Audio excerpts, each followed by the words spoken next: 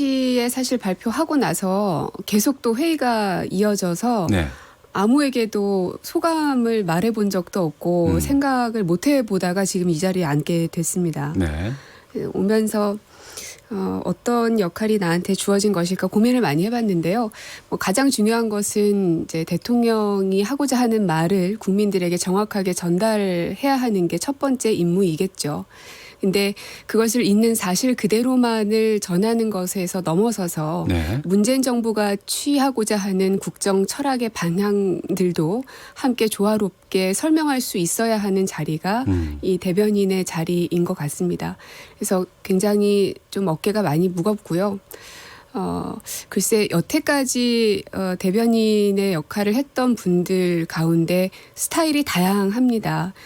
연령도 성별도 그리고 스타일도 참 다양한데 나는 어떤 길을 가야 될까. 네. 앞으로 이제 만들어가긴 해야 되겠지만 기본적으로 제가 가장 살면서 가치관으로 삼고 있는 게 상선약수라는 말이거든요. 그게 무슨 말이에요? 그 가장 선한 것이 예. 가장 선한 것은 물과 같다. 상선약수. 네, 네. 이제 노자의 말인데 물은 모든 생명들에게 생명을 주고요. 예. 그리고 다투지 않고 늘 낮은 곳으로 흐르는 게 물이죠. 네.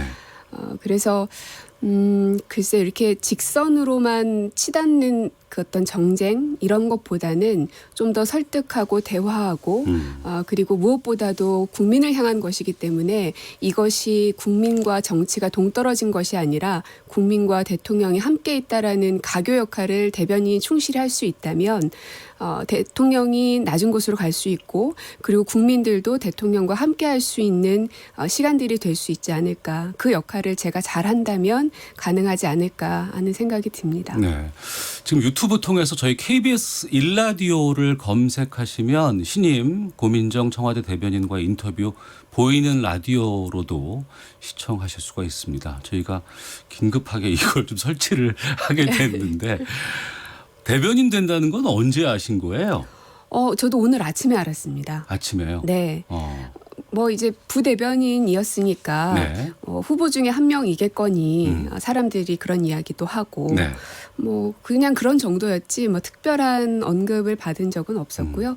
근데 이제 오늘 아침에 그렇게 결정이 됐다고 통보를 받았고 이제 네. 바로 이제 수석께서 발표를 하신 거였습니다. 예, 저희 시사본부에서 고민정 부대변인과 인터뷰를 섭외를 저희가 들어간 것은 중앙아시아 순방 전이었어요. 네. 갔다 오시면 이제 여러 가지 순방 결과에 대해서 좀 말씀을 좀 나누고 싶다라고 의견을 보내드렸고 그래서 맞습니다. 오늘로 잡게 됐는데 우연찮게. 우연찮게 바로 1시간 반 전에 발표가 났습니다.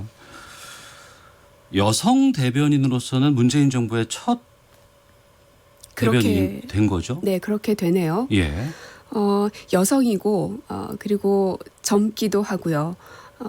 그 두 가지 지금 40대 만으로 굳이 생일까지 다 따진다면 39이더라고요. 그래요? 근데 우리 나이로 그냥 보통 말하면 예. 41가 되는데 그 이제 연령과 성별이 때로는 단점이 될 수 있을지 모르겠지만 제 역할은 그 두 가지 것을 장점으로 승화시키는 게 또 하나의 역할이라는 생각이 들고요. 여성들의 목소리만을 대변하는 대변인은 절대 아니겠죠, 당연히. 네. 하지만 혹시나 좀 더 이렇게 민감하게 다뤄줘야 할 부분, 좀 더 아주 세심하게 다뤄줘야 되는 부분들은 그래도 좀 잘 챙길 수 있지 않을까 예. 하는 기대를 스스로도 좀 하고 있고요. 예. 문재인 정부의 첫 대변인은 박수현 지금 국회의장 비서실장입니다. 그렇죠. 네. 정치인이고 네. 두 번째 김유겸 전임 대변인은 언론인 출신이고 기자셨죠. 예.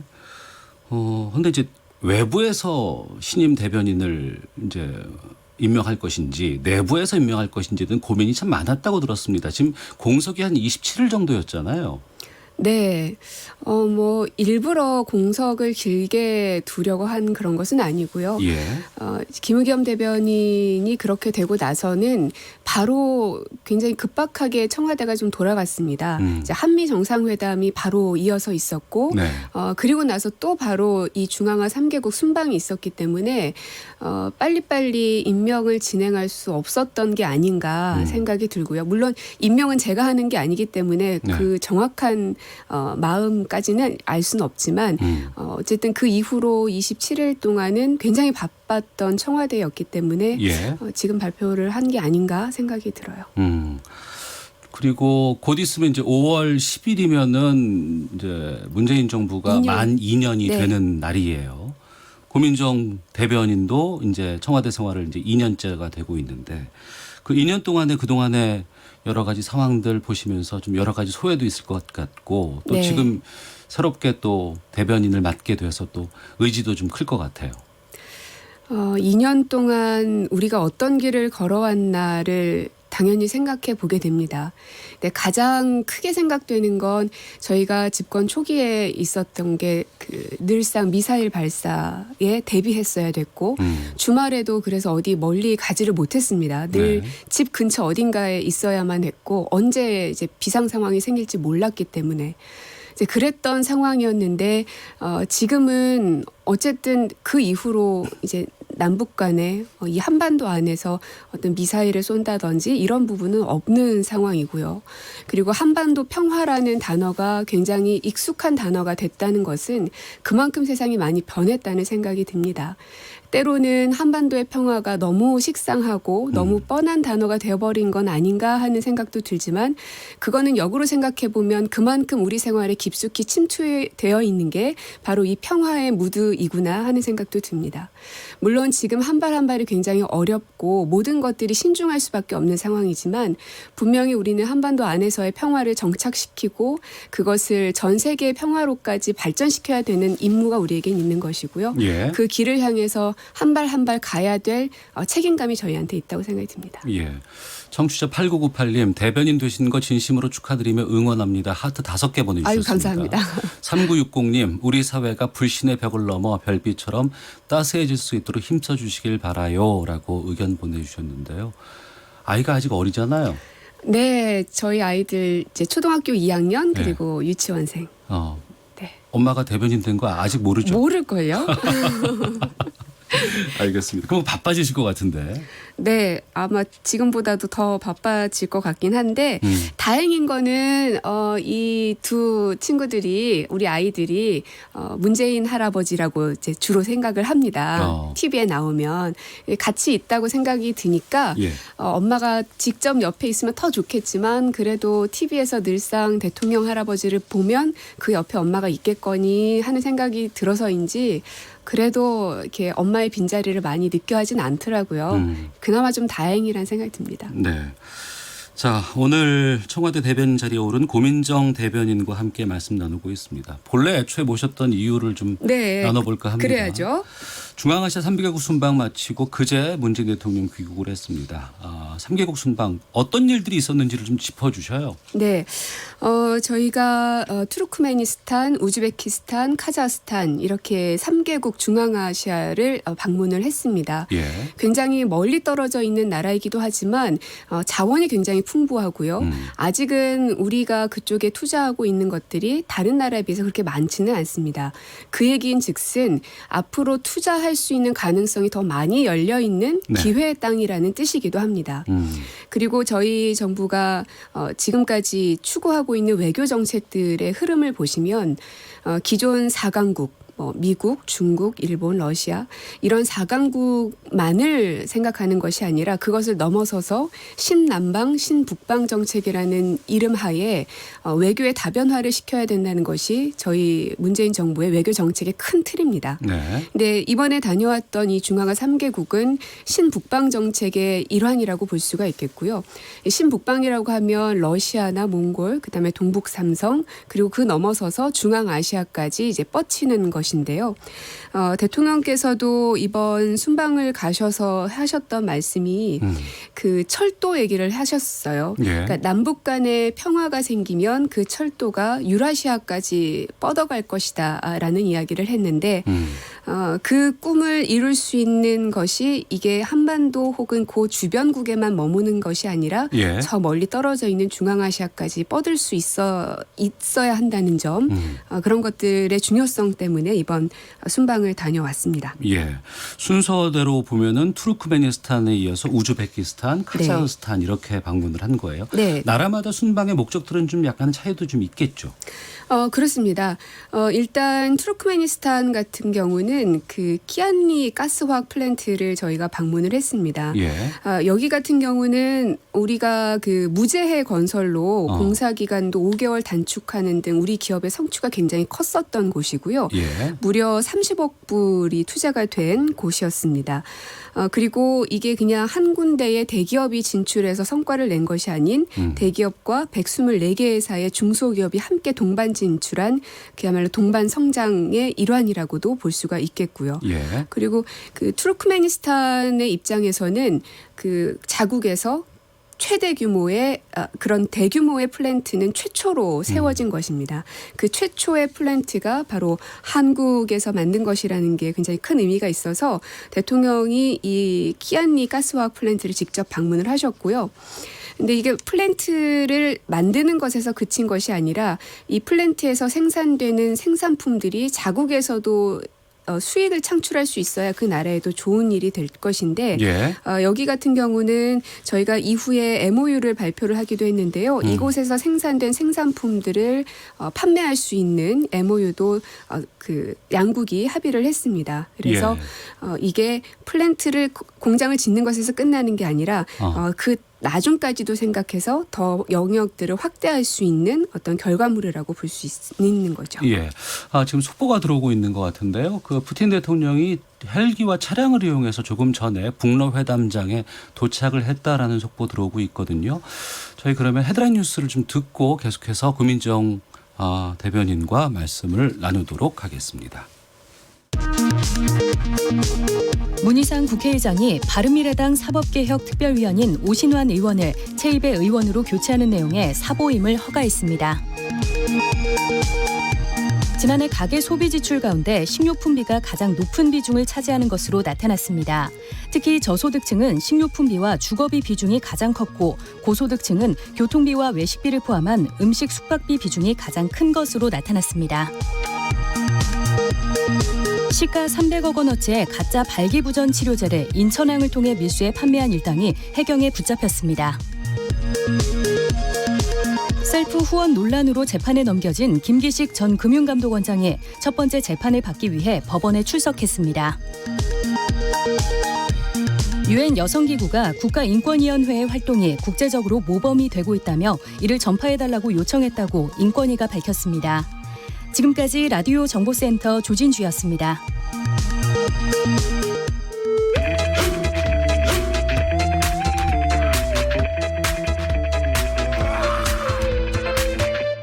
오태우래 시사본부. 네, 오태훈의 시사본부 신임 청와대 고민정 대변인과 함께 중앙아시아 순방 관련된 이야기 나누고 있습니다. 지금 유튜브를 통해서 KBS 1라디오 검색하시면 신임 고민정 대변인과의 인터뷰 보이는 라디오로도 신청하실 수 있습니다.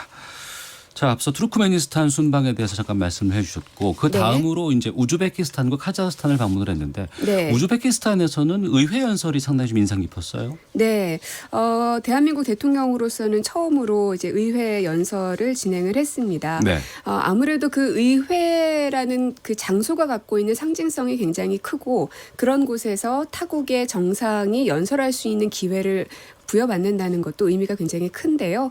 거기에서 의회 연설을 통해서 여러 가지 이제 한국과 우즈베키스탄의 관계 형성 그리고 중앙아시아에서의 한국의 중요한 위치 이런 것들에 대해서 얘기를 하셨고 특히나 우즈베키스탄 같은 경우는 경제 성과들도 좀 두드러지게 보였던 나라이기도 합니다. 그 나라에서 120억 달러 수준의 프로젝트를 저희한테 제안을 했거든요. 뭐 발전소라든지 병원이라든지 혹은 뭐 교통 인프라 같은 것 것들에 대해서 제안을 했는데 제가 이제 정상회담에 같이 배석도 하고 그리고 우즈베키스탄 대통령 같은 경우는 모든 일정을 다 같이 한 케이스였습니다.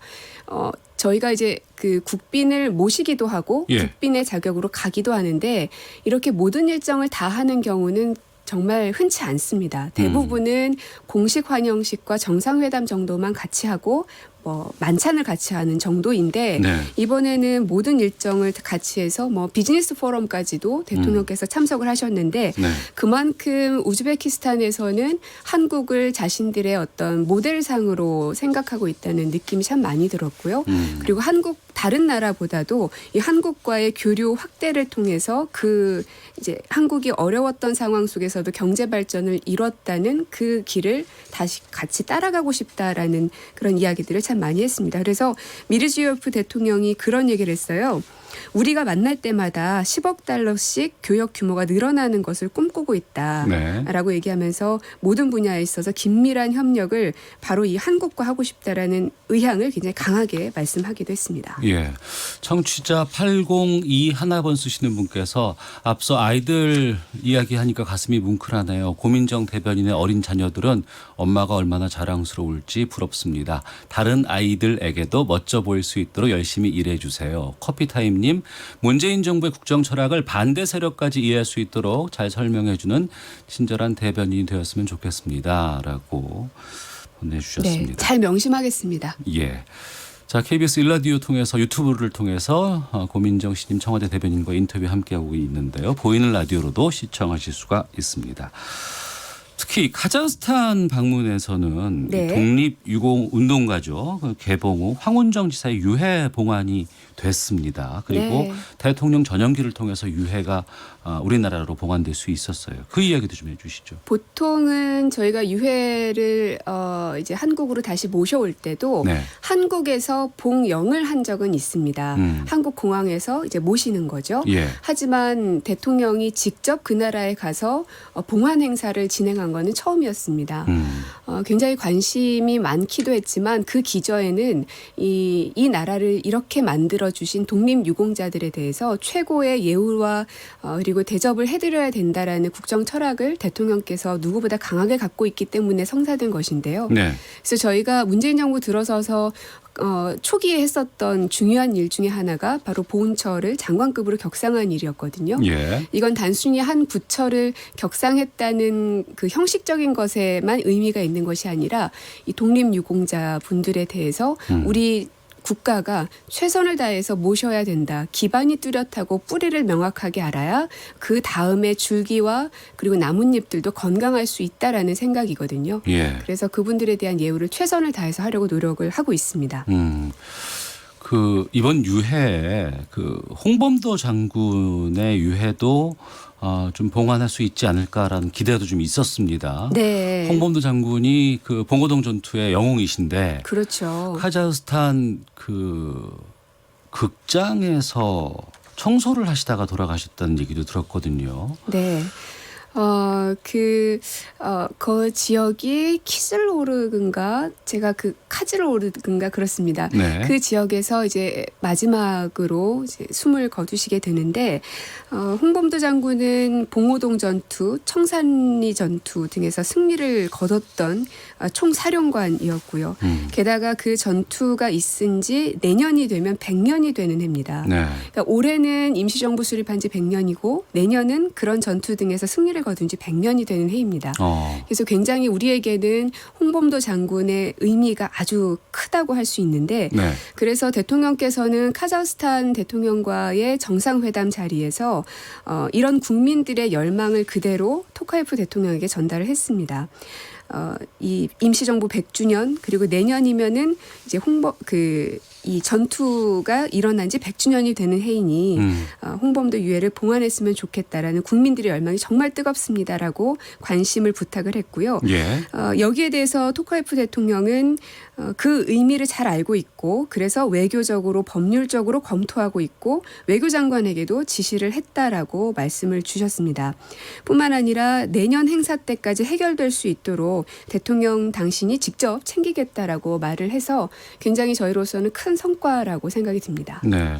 이번 중앙아시아 3개국 순방에서 참 의미 있는 것이 이곳이 강제 이주된 일제강점기에 고려인들께서 많이들 계세요. 네.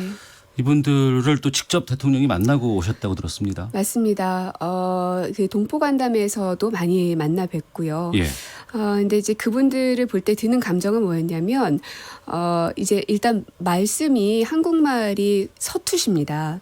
왜냐하면 1세대가 아니고 보통은 2세대, 3세대로 넘어가시는 분들이라 너무너무나 어린 나이에 오셨거나 아니면 부모님이 오셔서 여기서 그 나라에서 태어났거나, 근데 그럼에도 불구하고 이 한민족에 대한 뿌리를 잊지 않고 계시는 분들인데, 대통령과 그 참석한 분들 앞에서 발언을 하시는데 원래는 그 러시아 말로 준비를 하셨다고 저희는 다 알고 있었거든요. 예. 근데 그분이 어눌한 한국말로 말씀을 하시더라고요. 물론 앞뒤 문맥이 조금 안 맞기도 하고 잘 알아듣기 어렵기도 했지만 네. 어렵게 한 말 한 말 떼시는 그 모습 자체가 이게 우리의 역사이구나 하는 생각이 들면서 굉장히 뭉클했습니다. 한국을 잊고 싶지 않은, 그리고 한국인으로서의 그 자랑스러움을 갖고 있다는 게 그 공간 안에서 굉장히 서로 공유가 많이 됐고요. 네. 그래서 이 위로와 격려라는 게 우리도 많이 느끼지만 누가 그래 너 수고했어 라는 말 한마디보다 따뜻하게 안아줬을 때 훨씬 더 큰 감동이 있고 그 사람의 진심이 전해지잖아요. 예. 그래서 한 공간 안에서 대통령과 그 고려인들이 함께 여러 가지 감정들을 소통했다는 점만으로도 의미가 좀 있는 것 같고, 네. 대통령께서 그런 얘기 하시더라고요. 이제 고려인들을 기념하는 어떤 행사가 크게 있었는데 같이 하지 못한 게 늘 마음에 걸렸다. 그랬는데 올해는 와서 여러분들을 직접 만나고 그리고 고려인들을 위한 공간에 와서 만나니 더더욱 감회가 새롭다라는 이야기를 강조를 하시는 걸 보면 늘상 잊지 않고 계시는구나 하는 생각이 듭니다. 예. 고민정 대변인에 대해서 질문이 좀 많이 들어오고 있는데 8156님, 청와대 앞으로 가짜뉴스에 대한 대응과 어떻게 하실 계획인지 계획 갖고 있으면 좀 말씀해 주세요라는 의견도 주셨고, 네. 4531번님 다음에 정치할 계획이신가요? 라고 질문 주셨습니다. 두 질문에 답변 바로 해 주시죠. 네. 가짜뉴스에 대한 대응은 저희가 굉장히 주의 깊게 보고 있고요. 예. 그리고 명확한 것에 대해서는 명확하게 대응할 예정입니다. 그러지 않도록 그러한 상황이 발생하지 않는 게 가장 좋은 상황일 텐데요. 예. 그럼에도 불구하고 가짜뉴스가 만들어졌을 때는 국민들이 가짜뉴스에 현혹되지 않게 하는 의무 또한 저희한테 있다고 생각합니다. 그래서 그걸 그냥 봐 넘기지 않고 짚을 건 짚고 그리고 대응할 건 대응하는 기조로 갈 예정입니다. 네.